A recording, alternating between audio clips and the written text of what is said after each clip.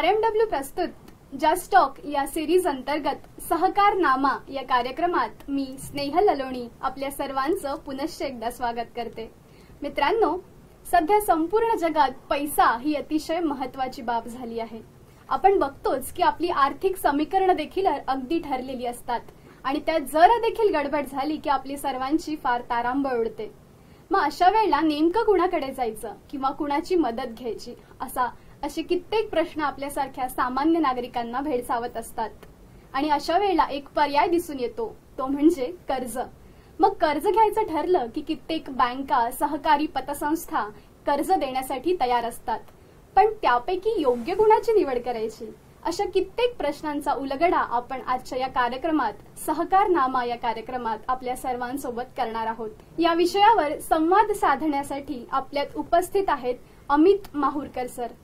नमस्कार सर। नमस्कार। RMW प्रस्तुत जस्ट टॉक या कार्यक्रमाच्या सहकारनामा कार्यक्रमात मी आपले सहर्ष स्वागत करते। सरांबद्दल एक थोडक्यात ओळख करून देऊ इच्छिते। नागपुरातली नामांकित वित्तीय संस्था श्रीराम सिटीज येथे असिस्टंट व्हाईस प्रेसिडेंट म्हणून कार्यरत आहेत। सर, आपण बघतोय की सध्या कित्येक नॅशनलाइज बँकेचं जाळं हे व्यापक आहे। मग अशा वेळेला खासगी फायनान्सची गरज का भासू शकते, याबद्दल थोडं सविस्तर सांगा। हे बघा, जसं आपण बघतो की बँक्स जे आहे RBIच्या अखत्यारीत येतात आणि ज्यावेळेस ज्या गरजा बँक पूर्ण करू शकत नाही त्या ठिकाणी फायनान्स कंपनीची गरज भासते। म्हणजे एक उदाहरण द्यायचं झालं तर सांगतो की प्रत्येक मनुष्य जो बिझनेस करतो तो रिटर्न्स फाईल करतोच असं नाही। बऱ्याच वेळेस असंही होतं की त्याचं रोजचं इन्कम कॅशमध्ये असतं आणि सगळंच्या सगळं तो दाखवू शकत नाही ऑन पेपर। तर या अशा कस्टमर्सला बँक 70% बिझनेसेस असे आहेत भारतामध्ये की जे अनऑर्गनाइज सेक्टर आहेत, ज्याच्यामध्ये कुठल्याच प्रकारची एक तर फक्त शॉप ॲक्ट असतं, रजिस्ट्रेशन असतं आणि त्याच्यानंतर दुसरं काहीही मेंटेन केलं जात नाही। मग त्या केसमध्ये आमच्यासारख्या फायनान्स कंपन्या बिझनेस समजून घेऊन त्यांना फायनान्स करते आणि त्यांच्या गरजा पूर्ण करते। आणि याच कारणासाठी म्हणून आमच्यासारख्या फायनान्स कंपन्यांची NBFCची गरज आज भारतभरात सगळीकडे आहे। सर, आपण बघतोय की सध्या कित्येक नॅशनलाइज बँका या कर्ज देण्यासाठी उपलब्ध आहेत, त्याचबरोबर सहकारी पतसंस्था देखील उपलब्ध आहेत आणि आपण बघतोय की सहकारी पतसंस्था या सामान्य नागरिकाला फार जवळच्या वाटतात। मग अशा वेळेला सामान्य नागरिकांनी वित्तीय संस्थेकडे कर्ज मागण्यासाठी म्हणून का वळावं? मी जसं पहिल्यांदा सांगितलं की RBIच्या अखत्यारीत राहून काम करतात। सगळ्यात पहिला ऑप्शन जो असतो कुठल्याही कस्टमरला तो म्हणजे बँक्सच असतात। पण बँक्स जे आहे, मी जसं सांगितलं की ऑन पेपर जेवढं लोन बसेल तेवढंच ते देणार। त्याच्यामध्ये बऱ्याचशा गोष्टी अशा असतात, म्हणजे फॉर एक्झाम्पल काही इन्कम जे असतात ते कॅशमध्ये असतात, तर ते ऑन पेपर दिसत नसल्यामुळे त्याच्या अगेन्स्ट ते पैसे घेऊ शकत नाही। आणि अशा वेळेस काय होतं की जेवढी रिक्वायरमेंट असते, जेवढी गरज असते तेवढे पैसे त्यांना मिळू शकत नाही आणि मग त्याच्यासाठी मग प्रायव्हेट फायनान्सची गरज पडते।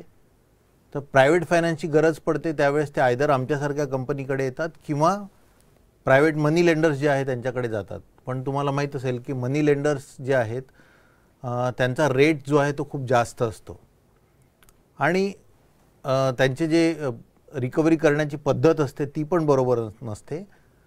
त्यामुळे आमच्यासारख्या कंपन्या याच्यामध्ये सगळ्यात महत्त्वाचा रोल प्ले करतात आणि सगळ्यात महत्त्वाचं म्हणजे रजिस्टर्ड असल्यामुळे कायद्याच्या अखत्यारीत राहूनच आम्ही फायनान्स करतो। सर, आपण बघतोय की कित्येकदा वर्तमानपत्रात बँकांचे घोटाळे नजरेस येतात। मग अशा वेळेला सामान्य जनता ही घाबरलेली असते, कित्येक ठिकाणी तर नुकसानाची देखील भीती असते। मग सर, अशा वेळेला बँकाची विश्वासार्हता ही कशी ठरवावी किंवा कुठल्या बँकेला हे प्राधान्य द्यावं?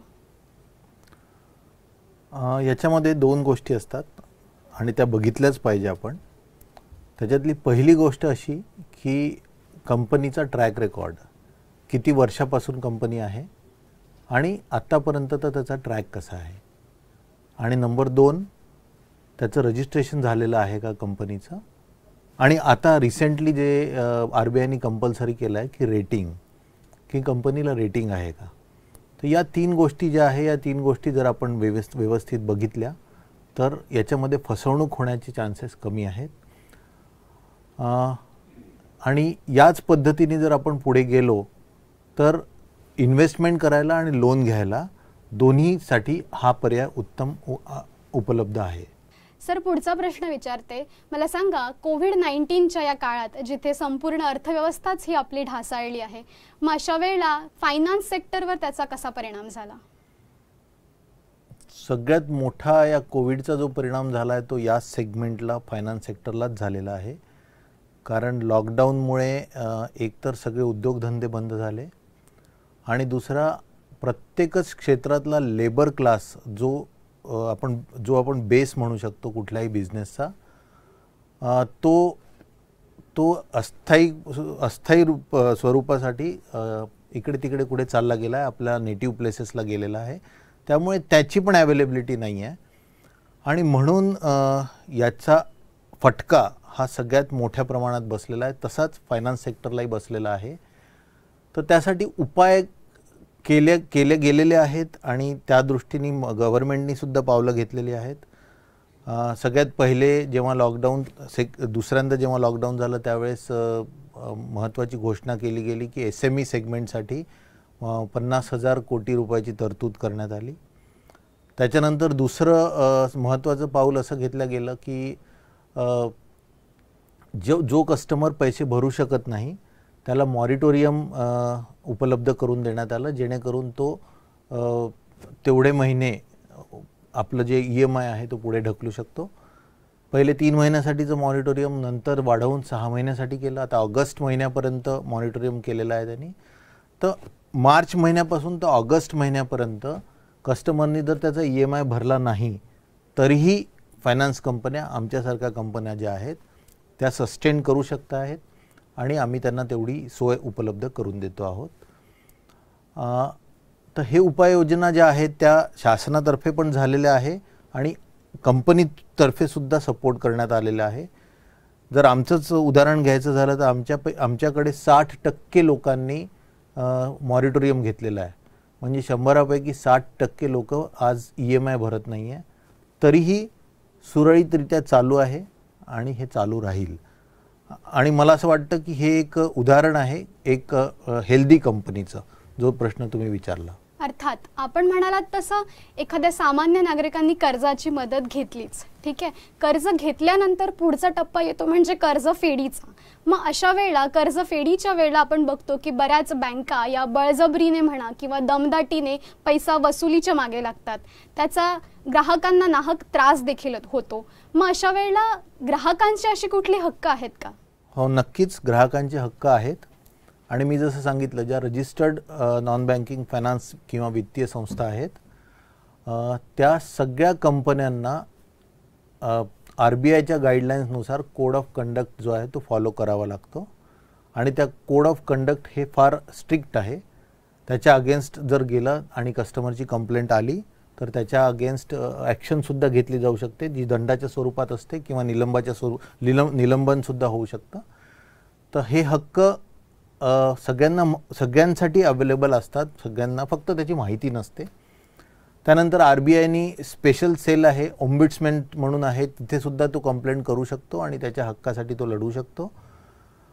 पण याच्यामध्ये सगळ्यात सोयीचं काय असतं असं मला वाटतं की जर कोणाशी सल्ले न घेता कस्टमरनी डायरेक्ट ब्रँचमध्ये जाऊन किंवा ऑफिसमध्ये जाऊन जर चर्चा केली तिथल्या मॅनेजरसोबत, तर चर्चेतून हा मार्ग निघू शकतो आणि त्याच्यामधनं त्याला जसं मॉरिटोरियम आहे, मॉरिटोरियम मिळू शकतं. काही ठिकाणी लोन रिशेड्यूल करून मिळू शकतं. तर अशा प्रकारे कर्जफेड जी करायची आहे तो त्याच्यामधनं मार्ग काढू शकतो इन केस ऑफ जर त्याला जर काही अनवॉन्टेड सिच्युएशन त्याच्याकडे आली अशा वेळेस. तर मला असं वाटतं की ह्या पद्धती जर त्यांनी फॉलो केल्या तर केव्हाही त्याला उत्तम राहील. मित्रांनो, फायनान्स हा विषय तसा तर फार व्यापक आहे आणि या व्यापक विषयावर अतिशय अभ्यासपूर्ण असं डिस्कशन आपण सरांसोबत केलं आहे. धन्यवाद सर. RMW प्रस्तुत सहकारनामा या कार्यक्रमात आज आपण वेळ काढून इथे आलात आणि आम्हाला अतिशय महत्त्वपूर्ण अशी मोलाची माहिती आपण दिली, त्याबद्दल आपले पुनश्च एकदा धन्यवाद। आपण बघतोय की दैनंदिन जीवनात फायनान्स संदर्भात कित्येक प्रश्न आपल्याला पडत असतात आणि आज आपण बघितलं की सरांनी अतिशय सोप्या शब्दात या सर्व प्रश्नांचं आपल्या समोर विश्लेषण केलंय। चला तर मग पुन्हा भेटूया सहकारनामाच्या पुढच्या भागात। तोपर्यंत RMWच्या YouTube चॅनलला सबस्क्राइब करून व्हिडिओला लाईक, कमेंट नक्की करा। चला तर मग भेटूया पुढच्या भागात।